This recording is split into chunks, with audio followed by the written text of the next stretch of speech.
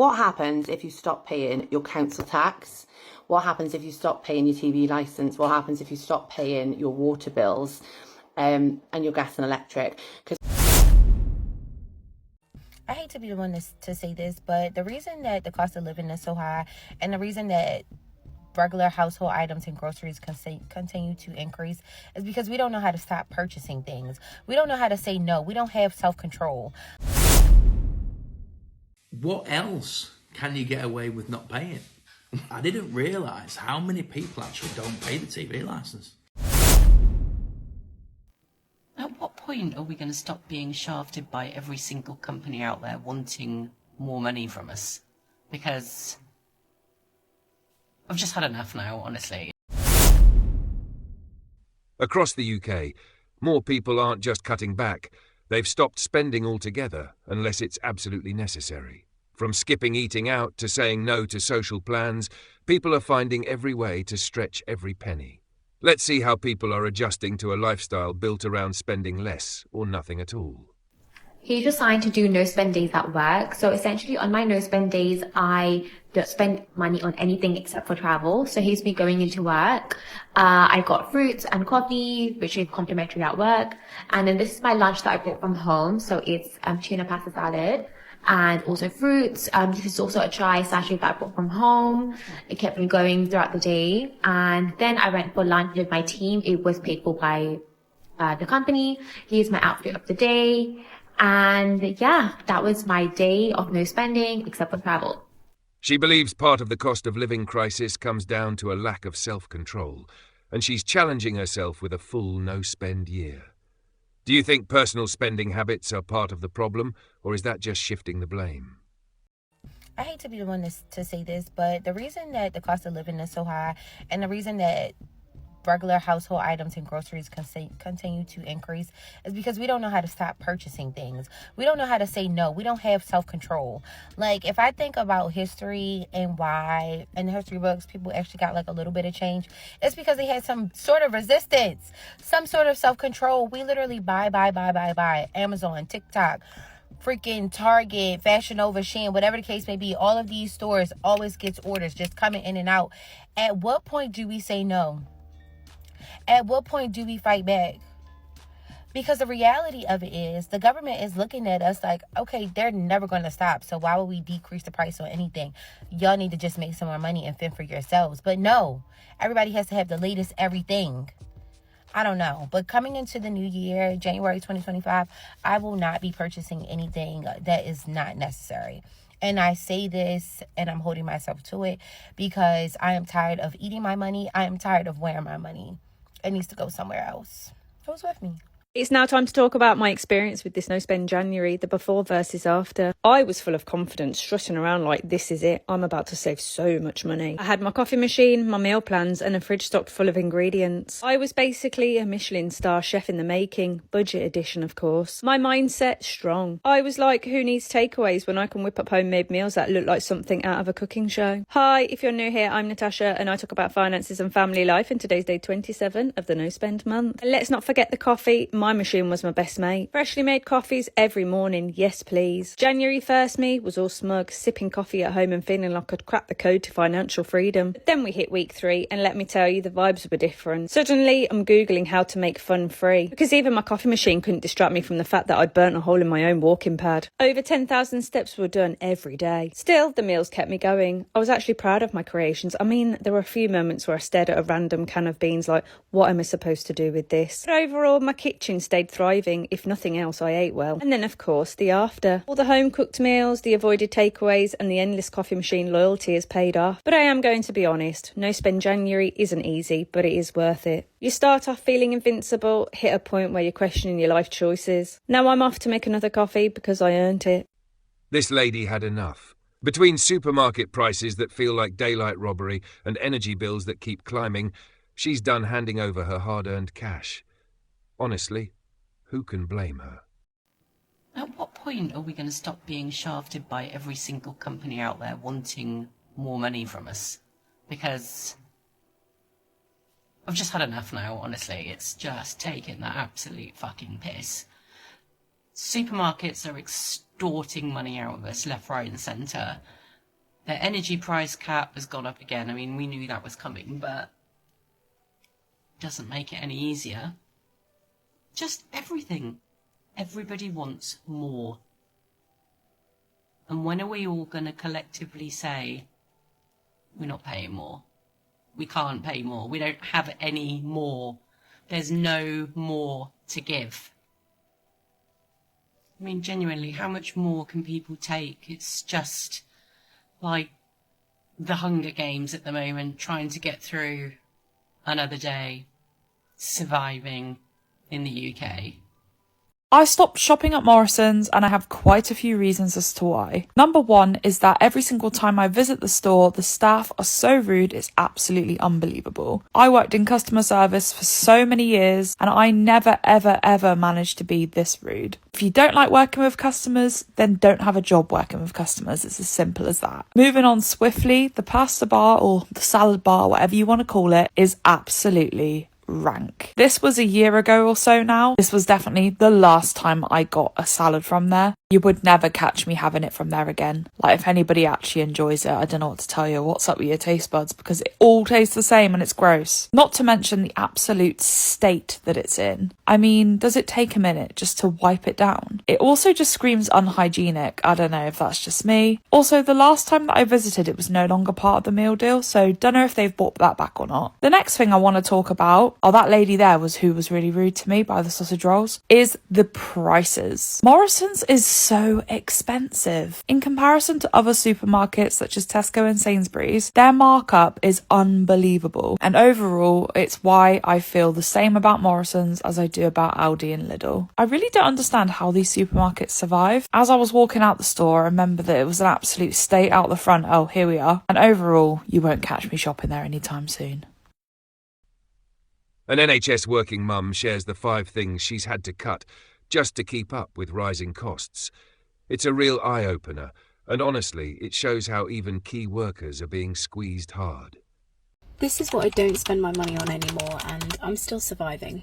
I'm an NHS working mum, and like many of us, I'm juggling the guilt of wanting to give my kids everything, but secretly wondering how I'm going to make it till payday. And embarrassingly, it took until my credit card was completely maxed out and I couldn't get approved for another one to finally realise that I needed to wake up and do something about this. Here are 5 things that I stopped buying to survive on my NHS wage. New and full price clothes. I did at one point go through a stage of buying new things once a month to try and make me feel better, but it never worked, and now I use Vinted and I go and shop in the sales if I need something new. Most of the time I just make do, and I've had clothes for years now. I just buy the kids new things regularly, but only off Vinted. Regular haircuts, I mean, I've got long hair anyway, so I can make do, but I used to go for regular haircuts every 6 weeks. Now I just let it grow, my fringe grows out, and I go every now and again when I can afford it.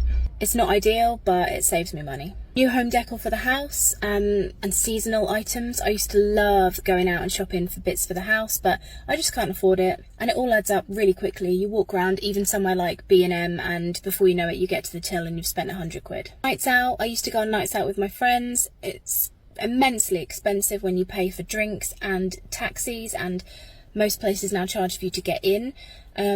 I don't actually miss this, and if I want a drink with a friend, they just come round and we have a bottle of cheap Aldi wine. I guess the biggest one is impulse spending.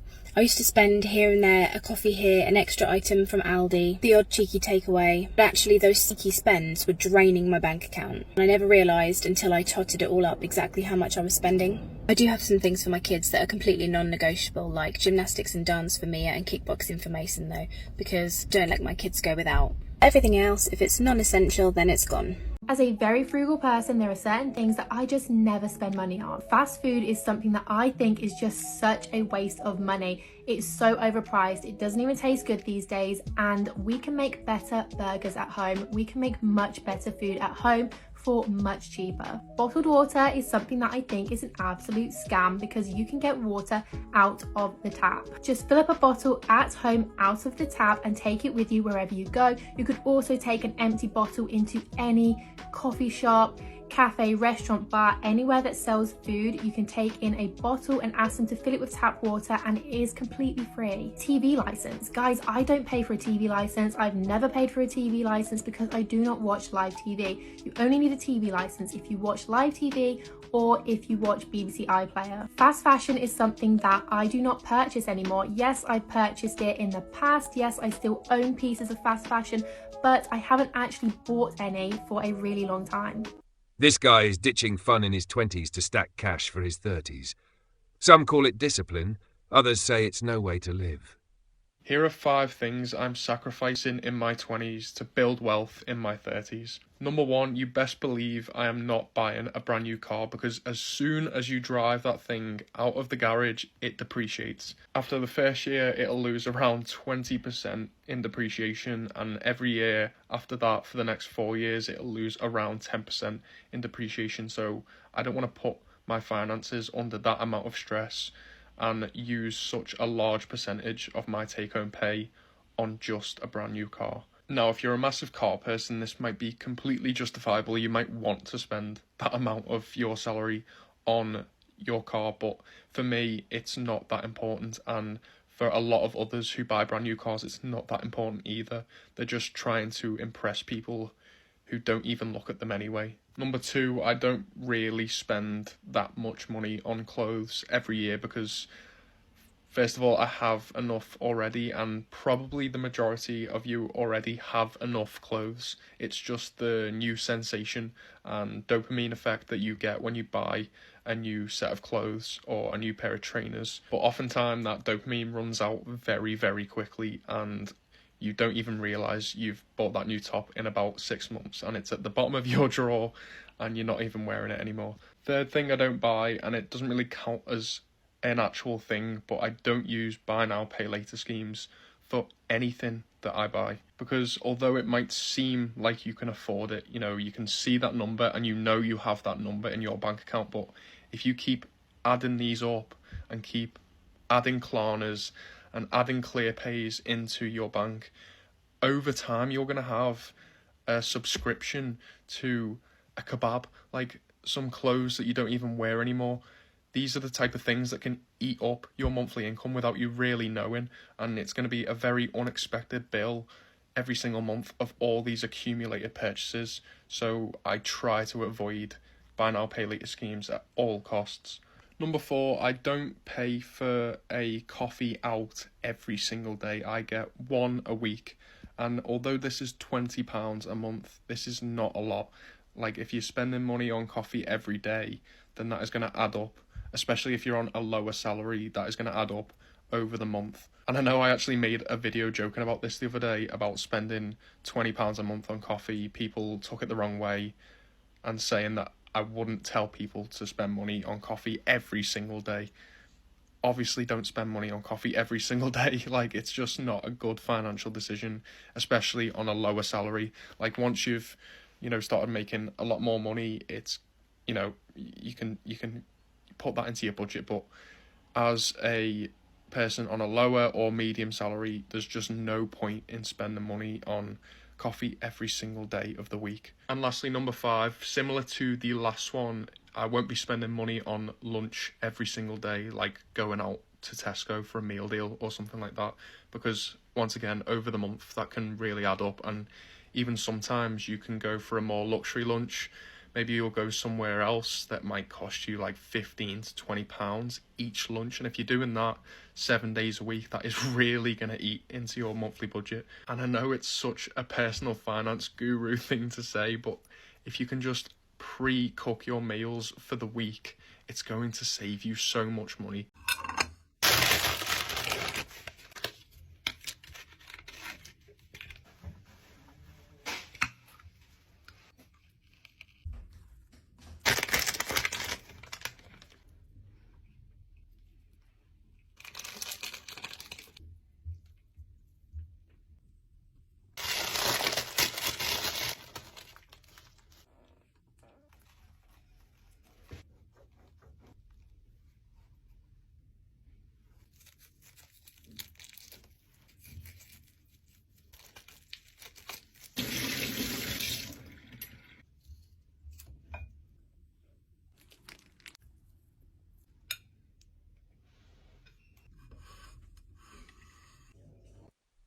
Because every cent now has a purpose, this woman has completely stopped going out and making impulsive purchases.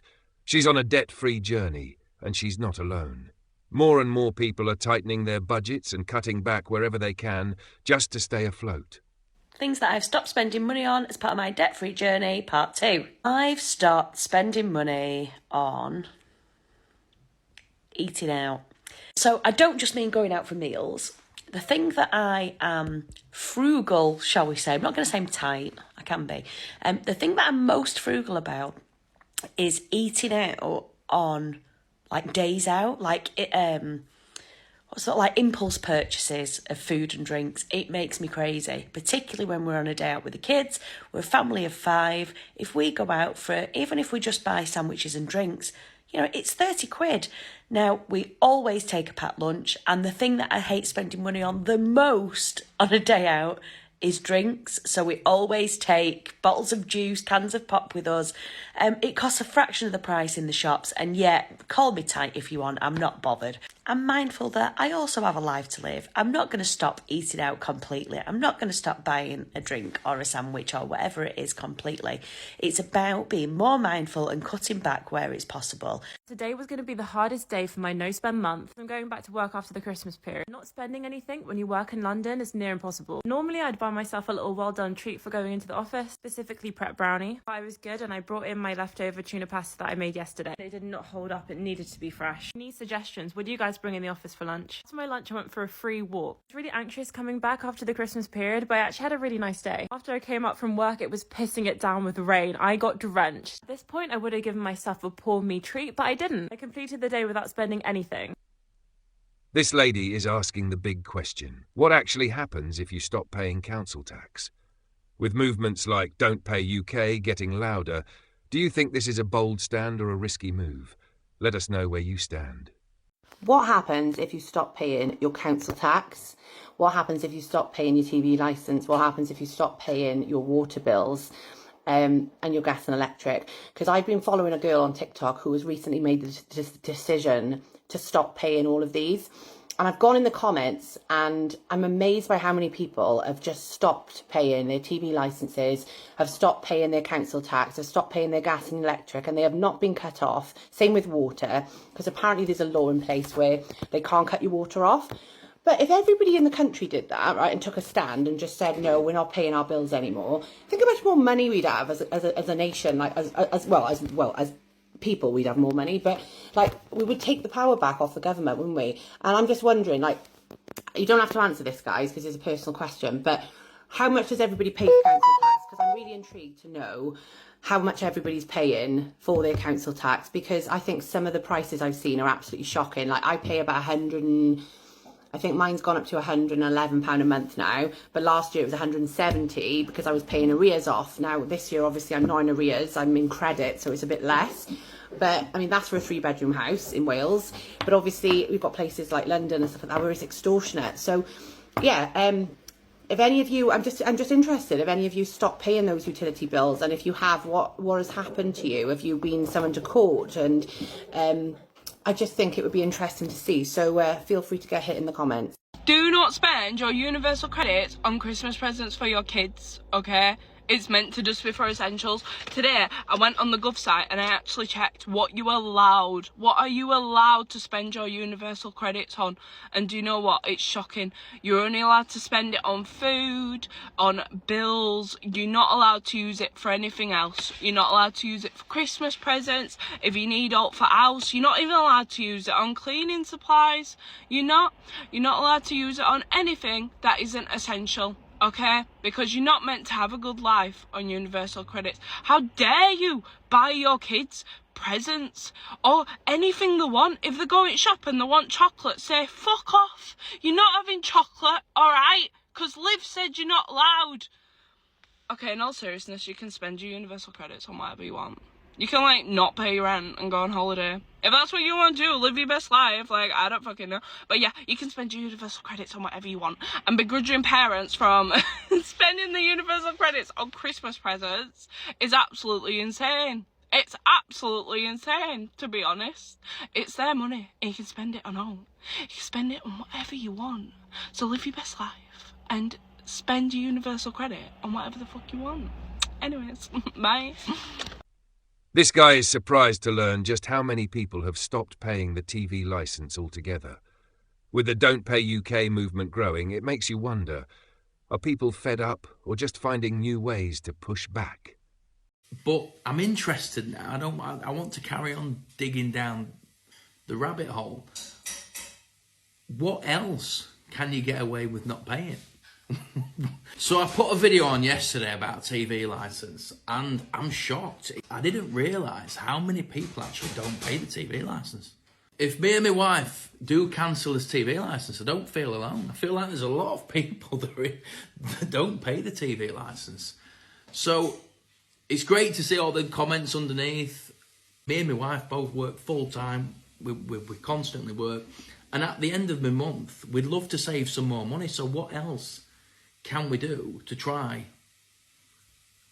and save more money? If I can get away without paying TV licence, would I never watch TV? The only thing I watch is YouTube. That's it. So leave some comments. Let us know what else we could do this month to try and save some more money, if that means cancelling more bills. So I am on a mission to try and save as much money as possible. And part of that is saving money on food. I am a food hoarder. I have this freezer. I have my fridge full of food. And bearing in mind, I do live by myself. I also have these 2 rather large cupboards of tin cans and sauces and all sorts of things, as well as all these dry goods and jars of things. And it doesn't even stop there, all of this food. It gets worse. Bear in mind, I live by myself. I also have this whole freezer full of food. So follow me for the next few weeks for my new series of Let's Clear This Shit Out. Here is a list of everything in my freezer, and follow along for all of the recipes that I'm going to make in the next few days. With more people tightening their belts every day, the big question is, are we adapting or just being pushed too far? In tough times, being mindful with money is wise, but it shouldn't have to feel like a fight to survive. If this hit home, make sure to like, subscribe, and drop your thoughts in the comments below.